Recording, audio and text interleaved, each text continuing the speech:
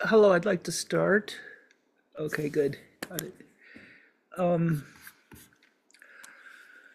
so today I have a presentation that I actually gave during uh, the the ACI teachings in Phoenix. It's similar. I adapted it, but it seemed like very good material for this group. It's all about how you can use your suffering and your compassion to basically to change your world. And so anyway, let me see if I can get started on it. Okay, there's that. And then I need to share. Okay, here we go. All right, so it's all about how to find balance in your own self and strength in the face of suffering. And this is your own suffering, or when you're with someone, or when you are confronted with the suffering of others. And so they're a little bit different, but the point of this is to understand how you can use empathy to get to compassion to actually be able to help others. So there's two words, empathy and compassion, and they're different from each other.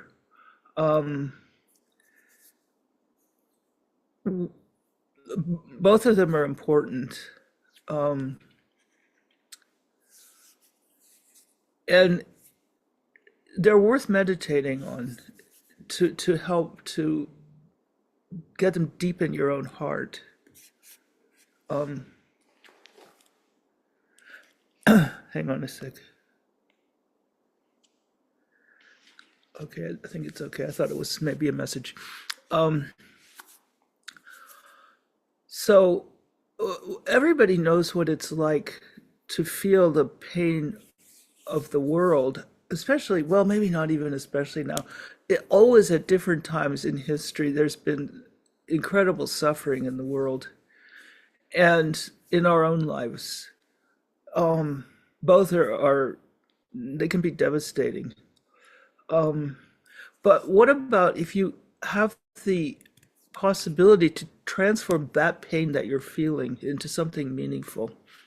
And so the point of this class is that we're going to explore the difference between empathy and compassion, and why compassion is, through compassion, we can get to real change. And also how taking care of others and taking care of ourselves are deeply connected. And we'll also talk about how to create the perfect space to transform love and compassion that we have for others or for ourselves, and how to translate that into something meaningful and powerful.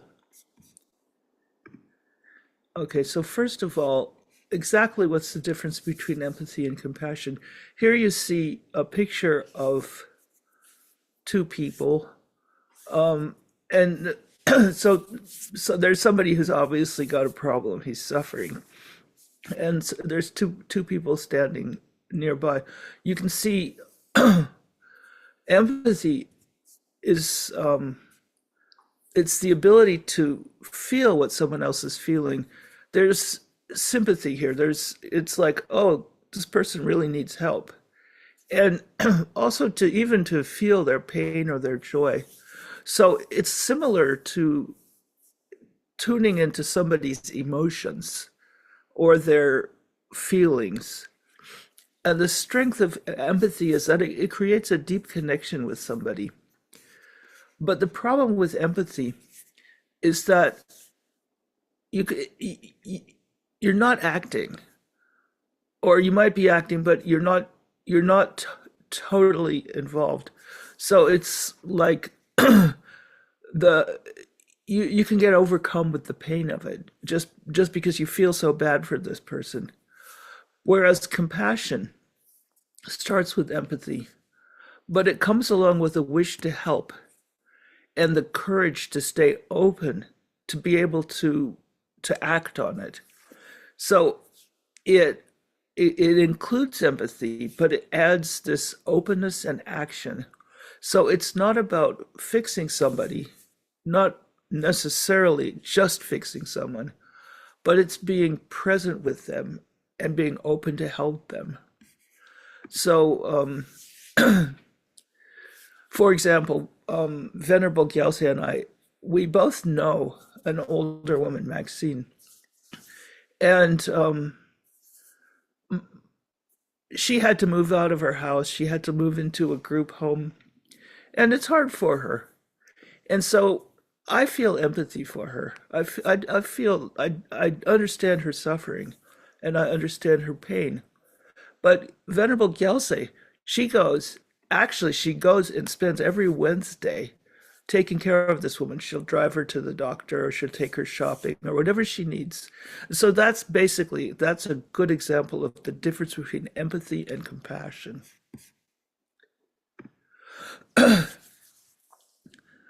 So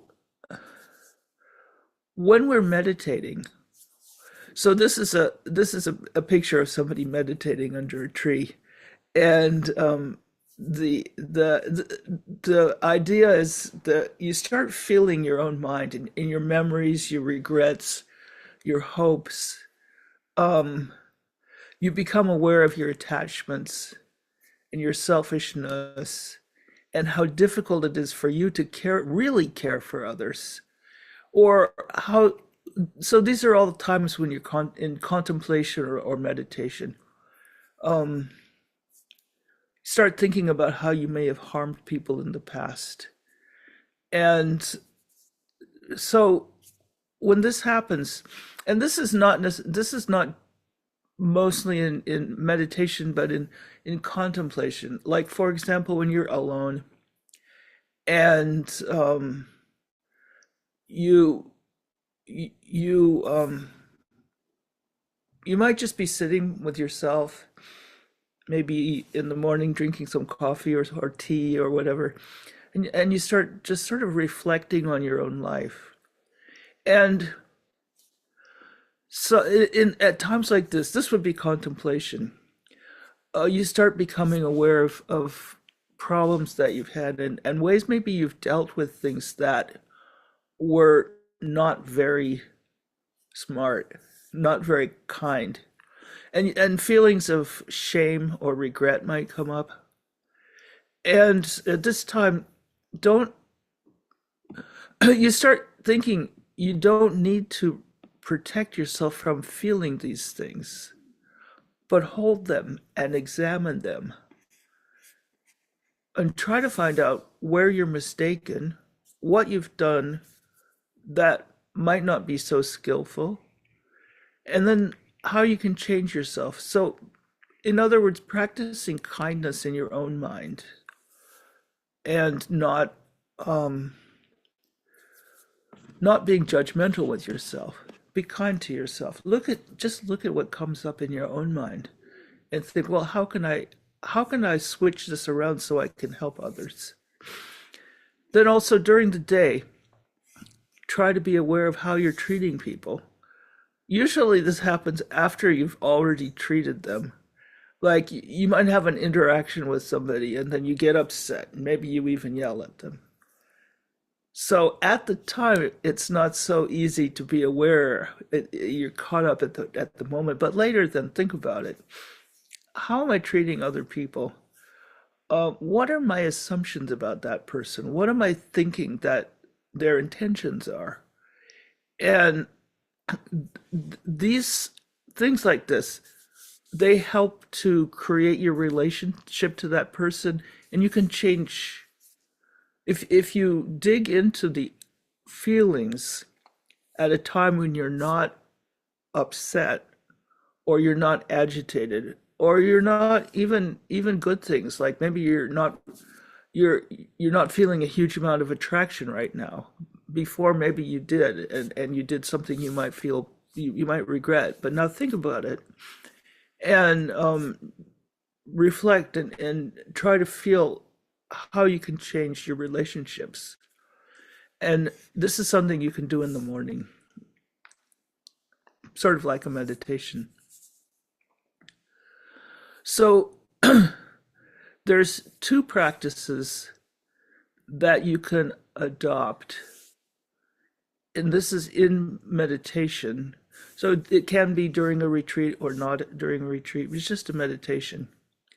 And it's called equalizing and exchanging self with others. You may have run into this before. It was originally taught by an Indian master, I think in the 700s. Um, and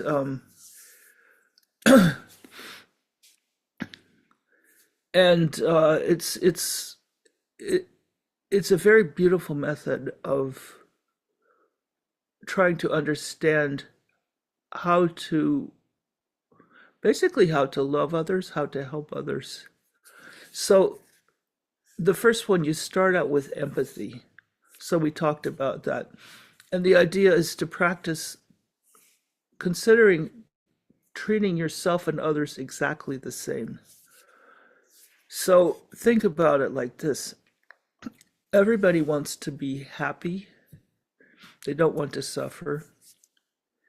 And if you think about it, everyone's feelings are to them, they're the same as yours are to you.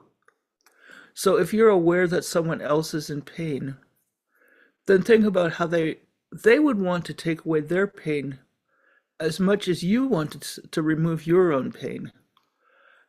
So a good start is to think about somebody that you know who is maybe they're having problems with their partner, maybe their parents are sick, something like that.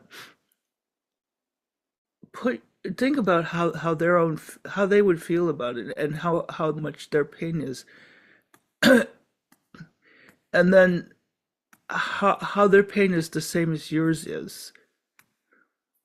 In that position, you would feel the same. And then think about how you would want to take away their pain as the same as you would want to take away your own pain. And then at the same time, think if you see some way of making someone else happy, then put as much effort into making them happy as you would to make yourself happy. So this is empathy. Then the second part is compassion. So here's where you're practicing to exchange your own happiness for theirs. So this is more radical. It's first of all trying to take away their pain and feeling that it's as important as removing your own pain. This is something that you can grow into. If you do this practice, you can do it all the time. Anytime you see somebody, anytime you are thinking about somebody, then just think about how their suffering is affecting them and how, if it was you, how you would want to remove it. And then it becomes as important to you to help the other person as it is to help yourself. And it's a habitual way of looking at the world that you can create in your own mind. So that's where this one starts. Then think about the pains of others and how you could take it away. And then if you see a way of taking away someone else's suffering, then make that a priority and think, what would that feel like? So you might be able to tolerate your own pain because you're used to it. You know exactly the extent of it, how far it goes, how bad it'll get. You can tolerate that because you're used to it. But what about the pain of others? Can you tolerate that? Sometimes you think about, like, if you're listening to the news and you hear about what's going on in another country, or even in your own country, even to your own people, the pain of it, you can't even consider. It's too much. Can you tolerate? You can tolerate your own pain, but that kind of someone else's suffering, is that something you can tolerate? So then put yourself into the body and mind of somebody else. So think about someone else who they can be with you, or they could be somewhere where you're just thinking about them, and put yourself into their body and look back at yourself through their eyes and think about how can so you're in their body, you're looking at yourself and you're thinking, what can this person do to help me? So you're thinking from their point of view, and and considering what it is that you can do to help this person whose body you're occupying.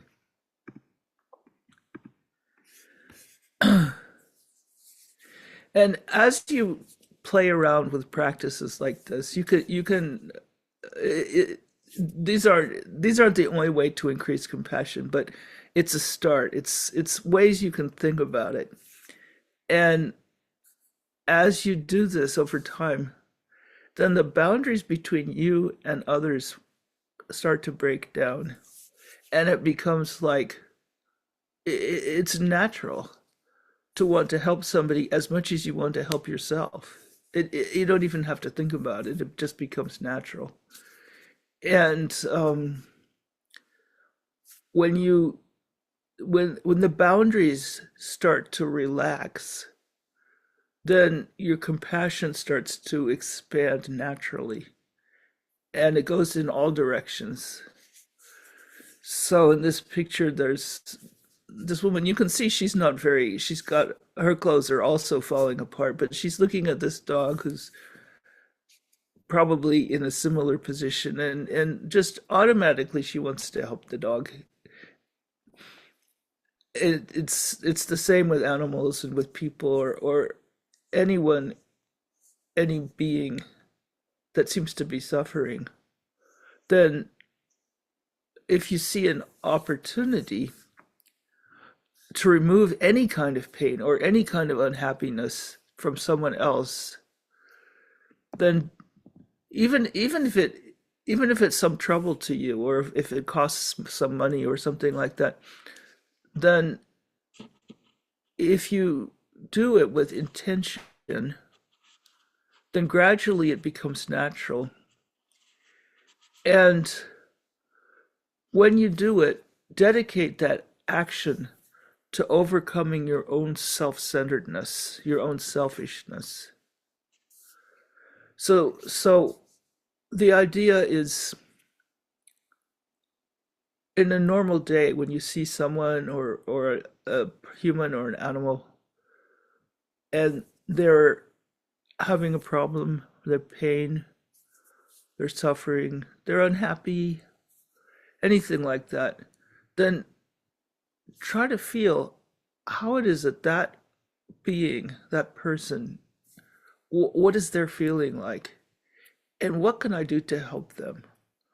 And then if you can do something, then do it, but with the intention. Say, okay, I've done this thing, I'm doing this thing to help this person, this animal. And then say, take the idea of the entire action and dedicate that. Say, the with the power of this thing that I'm doing or that I've done, can I overcome all of my own selfishness and my own self-centeredness? And that actually works to change your mind in a way, slowly, slowly chipping away at your selfishness. Then at the same time, if you see an opportunity to give someone else any kind of happiness, like you might be with a friend, and you know they're a little bit sad. You could say, oh, I feel bad that they're sad, I don't like that. Or you could say, oh, let's go have a cup of tea together and let's talk. So trying to help someone else, give them some kind of happiness, then at the same time, do this trying to make them happy rather than trying to make yourself happy. And what happens from this is that their happiness becomes your happiness. So you don't have to sacrifice your own happiness in order to make someone else happy. But think about what would make them happy and then just try to encourage, try to help that. And sometimes, like for example, if there's like, oh, what could I use as an example? Um, maybe somebody is organizing a party and they can only have a certain number of people there because at the restaurant they're going to, there's only so many seats. So you've been invited and you want to go, but then you see somebody else would really like to go. So then Ừ. then you could say, um, let Em them cũng muốn là go. xin được muốn là em muốn là xin mọi người đều có sự hòa luôn luôn có tình yêu thương dành cho nhau. Um, then you could say, let them go instead of me. So this is a little bit of a sacrifice for you, and it might be difficult. Sometimes these things are difficult, and that's why they say that they call these people spiritual warriors. You're like a warrior. You're working with your own mind. You're trying to improve your own mind, and it's a struggle. And so the enemy here is our own mental afflictions, our deep feeling that our own needs are most important. And so that's what we're fighting. We're fighting to think that other people's needs are as important as our own, and then more important than our own. And normally we don't really feel that other people's feelings are more important than our own. And so we have to fight with our mind over and over to force that feeling of compassion to become normal and to become a habit. And at the same time, our own considerations, our own selfishness is going to fight back. So that's a constant struggle.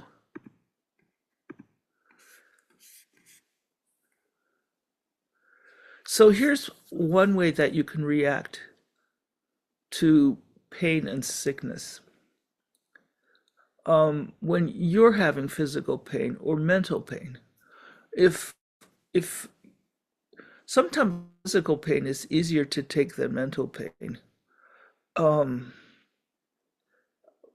I think we've all had both. Um, Mental pain would be something like if your partner leaves you for someone else. That could be worse than physical pain. Um, but one thing you can do when you're having any kind of pain like that is to think like, okay, right now I'm feeling weak. I'm experiencing pain. My brain isn't working. Maybe I can't control my body the way I could when I was younger or when I wasn't sick. And so I know what pain feels like. I've experienced pain. And I I can tolerate it because I know what it's like. I know the extent of it. And so you can see sometimes people are experiencing horrible pain, but they continue because now they're used to it. They and I think it's the same with all of us. You understand your own suffering. But then so I have my own suffering. I I understand it. I'm used to it. Or maybe I'm not used to it, but I know I can tolerate it. If I had the opportunity, would I give it to someone else? If I could get rid of it and give it to somebody else, who would I give it to? And I think when you think about it like that, The answer is always no. I wouldn't give it to someone else. It's it's not that I enjoy it, but I wouldn't do that to someone else. So then you can think that'll lead you to this thought that then I'm willing to experience this suffering to keep someone else from feeling it. And that's what compassion is. And it's a way to deal with your own pain. It gives your, whatever the pain is, it gives it a purpose.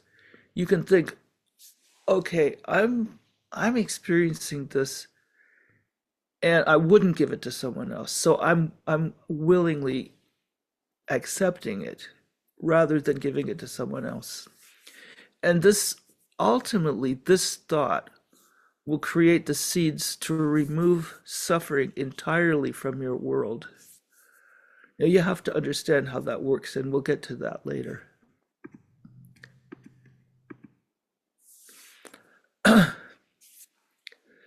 Okay, so in daily practice, in our daily life, empathy appears as awareness of your own mental processes. So your own thoughts and feelings. So you're aware there's suffering in this world, there's pain, there's mental suffering, and I'm aware of that. And it's the same as my own suffering. So when you're with somebody who is suffering with pain or sickness or sorrow, then empathy will say, I feel this. I feel your suffering. But compassion will say, I have to stop that. I have to stop their suffering. And so by practicing, working on this every day, you can, your meditation becomes a rehearsal for meeting with the world's suffering with firmness and openness. So, the way I understand, so my own situation, um, all of a sudden, it's funny. People tell you this, and you don't believe it until it happens. But you go for a long time, you don't feel a whole lot of change in your own health and um, your own energy level, and it doesn't seem like very much time. But all of a sudden, you're old, and it takes a while to accept it. You look in the mirror, you think, "Oh, I look like I'm getting old," but you don't feel old, and so it kind of it's a gradual thing. Um, and for me, I've since since I was middle aged, like maybe 40 years old, I've had illness, lots of illnesses, one after another. And so that's another thing. I've become used to that, you know. It's almost like, okay, now that one's gone. I wonder what's next. Um, but the thing is, so I've thought about this, and people say, "Oh, you could get rid of your illness or whatever." But I think, well, it's not that I would love to get rid of illness, but on the other hand, it is becoming old, becoming sick allows you to work on your own empathy and your own awareness of other people's suffering. So if you never had pain, you wouldn't be able to understand other people's pain. And so this empathy allows you to feel that connection with others more deeply, and especially people who are suffering.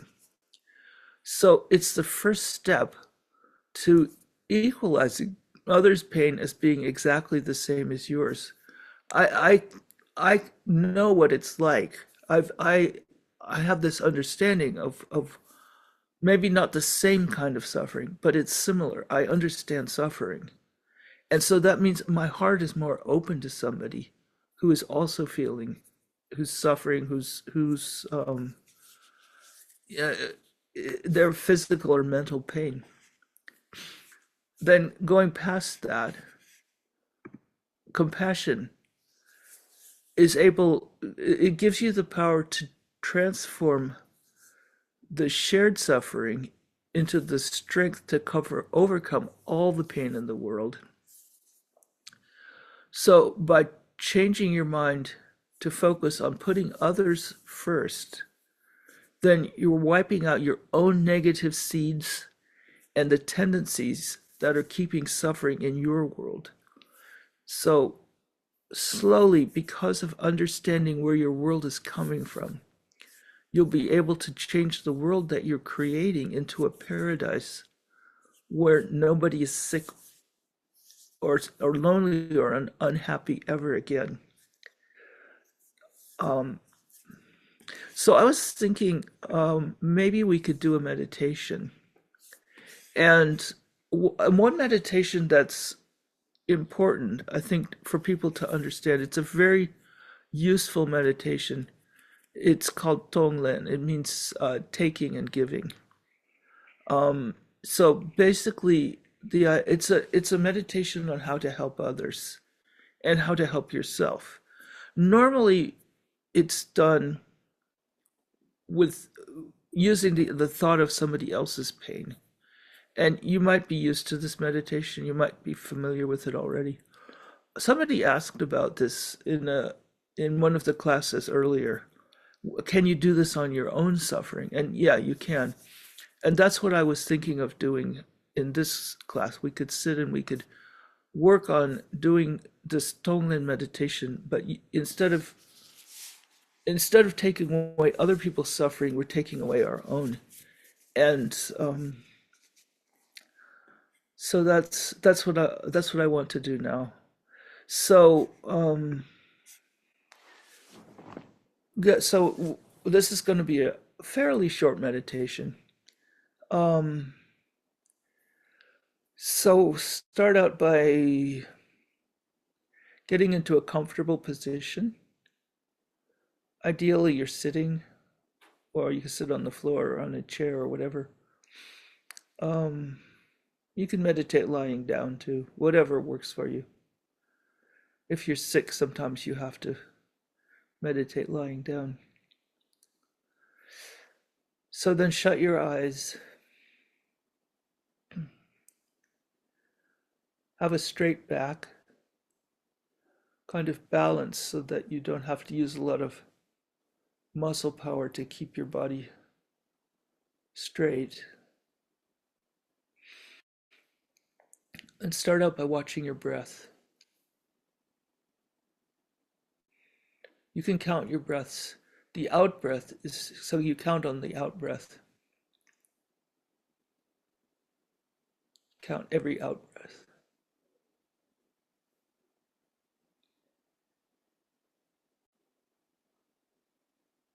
Usually we count 10 breaths just to settle the mind before we meditate.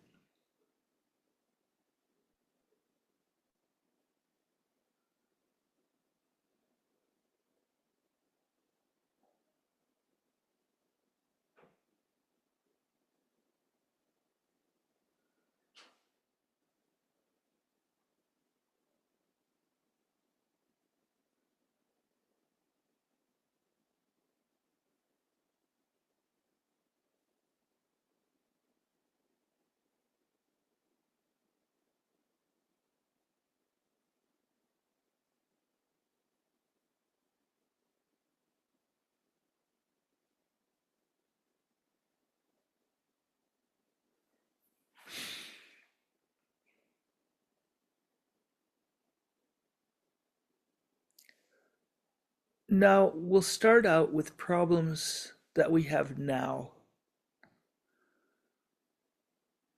Think about something that's upsetting you now.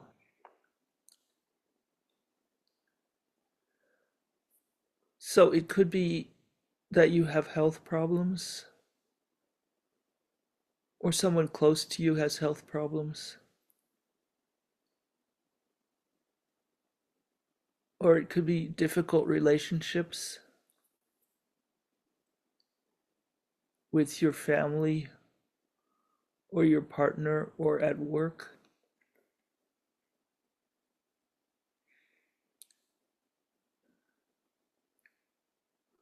Or maybe you have a problem with not having enough money to feed your family or to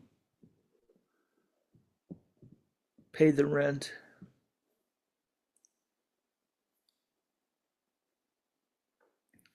Or maybe there's pressure at work or at school.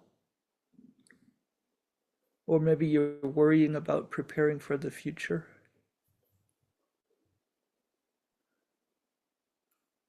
So just pick one thing that's upsetting you and focus on that.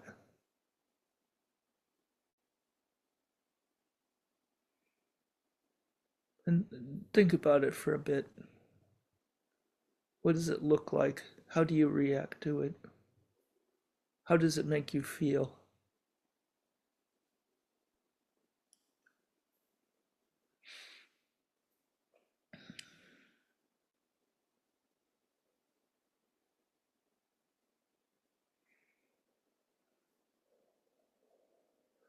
So, in this practice, what we do is we give that problem, that suffering, a form,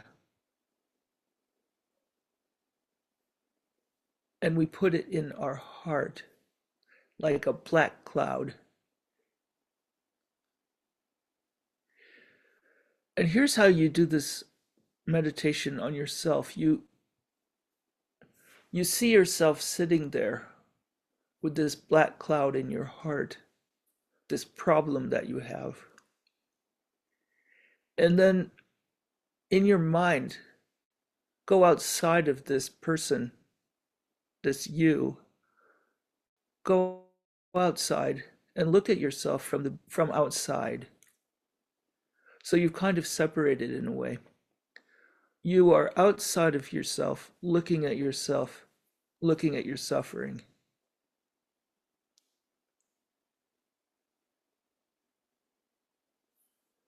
So you're kind of in the space uh, apart from your body, looking there. And so you can create yourself almost like another body outside of the one that's meditating and thinking about the suffering. Then focus on this black cloud in the heart of who you are. It gets a little complicated, but it's not really difficult when you get used to this practice. So you're looking back at this suffering person who's you, and you say, I want to get rid of that suffering. I'll take that suffering away from from myself, from that person. And in your mind, think, okay, so what you do is in this meditation is the self, the you who's outside, you make a flame in your heart, a really powerful, strong flame of love. You're looking at the person who's suffering, who is you, and you say, I want to help that person. And so so you, the outside one, you pull the suffering, the black cloud out of that person. So what you do is you take an inhale, and with one breath, you pull that black cloud out of them, and you pull it into the flame in your heart, and it completely destroys that suffering. So so set it up in your mind. You're outside. You're looking at this person yourself who's got this problem. they're deeply sad, and with one breath you pull that suffering out of them and destroy it in your own heart with this flame of love. Then look back at this person, yourself, the person who is yourself, and you've taken this pain away from them. And then consider how they feel now that they don't have this problem. Just for now, they don't have this problem, and now they're feeling relaxed and happy and kind of without a care, like they don't have this problem weighing on them. So this is something that you can do with Tonglen on yourself. Another way you could do the same thing. I think we should maybe wrap that one up. So you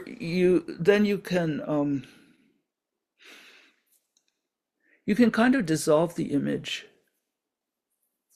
and you could go back and feel your own self now. Go back into your own body, and you feel that there's this like lightness now. You're feeling better.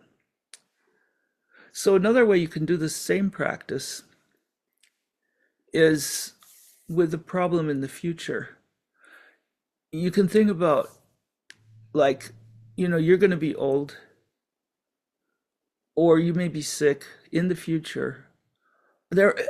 I think a lot of people in this world right now are in situations, in countries where there's political uncertainty, there's maybe war, or there's struggle.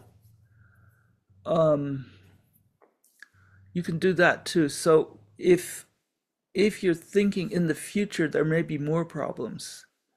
In the future, someone I love who is sick, they might die, that kind of thing. I'm afraid I might lose my partner.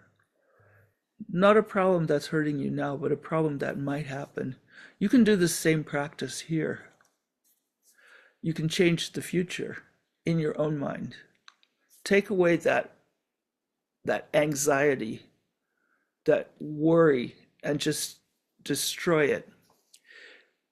The way this works is, I'm not sure how many people, probably most of you, are familiar with the pen story, what they call the pen story. Um, oh, you can come. Let's come out of the meditation, and then we can talk about the pen. So, dedicate the meditation. Think, may this meditation that I did, may this be something that I can use in the future to help myself and to help others. So then come out of the meditation and open your eyes. Okay, so I want to talk a little bit about how this works. And I'll just go through the pen because some of you might not have heard about this. So the idea is, let's see if I have one. Yeah, there's one. Okay. So what's this? I'm gonna hold it so it shows up there. Now it's clear. What is this? You would say this is a pen. Okay. I think everybody would say that. If a dog came in and I waved it in front of the dog, what would the dog do? The dog would think it's a toy. They would think it's something to play with, and they grab it in their mouth and run away. So this is a demonstration, a quick demonstration, a refresher. Where is this pen coming from? Why is it a pen? I see it as a pen, but the dog is seeing it as something to play with. So this is where your world is coming from. it's not coming from the pen. The fact that it's a pen is coming from your own mind. It's coming from the habits that you've had, things that you somebody a long time ago told you that this is a pen, and so this is coming from your own consideration. If you were a dog, then you'd see this as something to play with. And everything in your world is coming like this. Basically, your world is coming from, they say, like seeds in your mind. It's like experiences you've had before, things that you've thought about. Your whole world is coming from that. That's, you're overlaying your considerations and your thoughts. You're overlaying them on everything that you see in the world. And so if you can change the way you are seeing the world, then you change the world as it appears, as it is for you. And so that's what we're doing with this meditation. We're changing our world by changing our mind. And it's not just thoughts. It's by deeply working on taking away other people's suffering, then our own world becomes free of suffering. And not just because we're thinking that, but because we've worked it in our own mind, in our own heart. We've worked on these seeds, and we're changing the way the world is for us. And so that's how you can use Tonglen on yourself. You could use it on things that you're currently experiencing. And you'll find if you do this practice, it might not seem like it doesn't make sense really, but it does work. I'll tell you one example for myself. I have a sister who is, she's been angry her whole life, always angry. And slowly over the years, she doesn't communicate with me. And I had stopped communicating with her for a few years. And I decided I would start doing Tonglen and just taking away her suffering, because I know she's suffering a lot. And in my own mind, creating my idea of her suffering and pulling it out and destroying it. And I did that for 2 weeks, and I hadn't heard from her in years. And she called me up, and she was friendly. She wanted to know how I was doing. So this kind of practice can really affect your world. You can do it on things that are hurting you now. You can do things that are hurting you in the future. But then there's another possibility. You can do it on things in the past. So I think actually that might be what I did with my sister. There was so much conflict in the past. And just by working on it, it made it disappear. The remainder, the seeds that came from that disappeared. And she could feel it. You know, in the real world, she could feel it, and it changed things. It actually changed the past. And so this is something else that you can do. You can think about it. You can actually go back and change the past. Um, it's something you have to work at, you know. It might not be something that you, because it's not obvious, but it's a way that you can make your, you know, basically you can end up changing your world as it is now by changing, by destroying the suffering of the past. So I think I will leave you with that. Um, it's almost an hour. We can do some questions, but I wanted to show you the last slide because it's kind of cool. So here you are sitting in your bed, or you know, you're meditating on the suffering of others, and here's the result. You can transform your own sickness, your own death into something holy, and you can use it to transform your entire world. So that's I also before I finished the slides, I wanted to encourage you.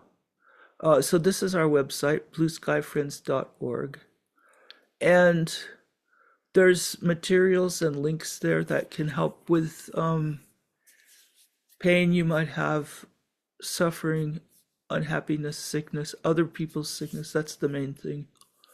Or if somebody, if you would like prayers or support, we also have a way of doing that. When if somebody has died, you can look on our website, and there's ways that you can connect to have prayers for someone who's died or somebody who's sick. So I just wanted to let you know. Okay, um, so that's the class for today. And if anybody has questions, I think we could answer them. Any questions? Any comments?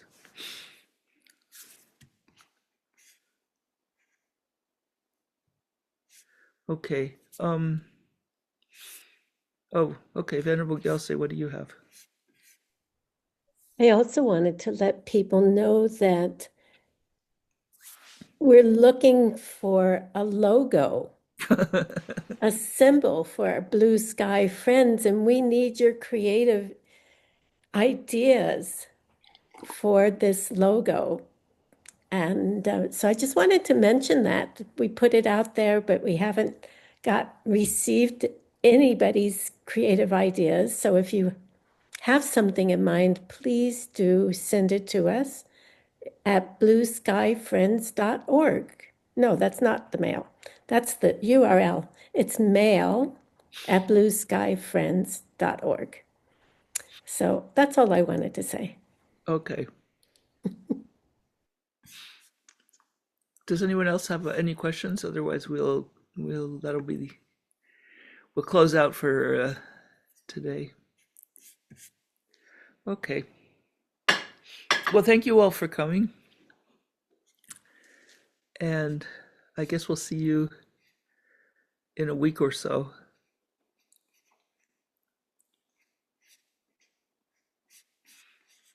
I think it's 2 weeks. Is it 2 weeks this time? I think so. Oh, okay. Well, it's good to see everyone. Yeah. Thank you for coming. Thank you for coming.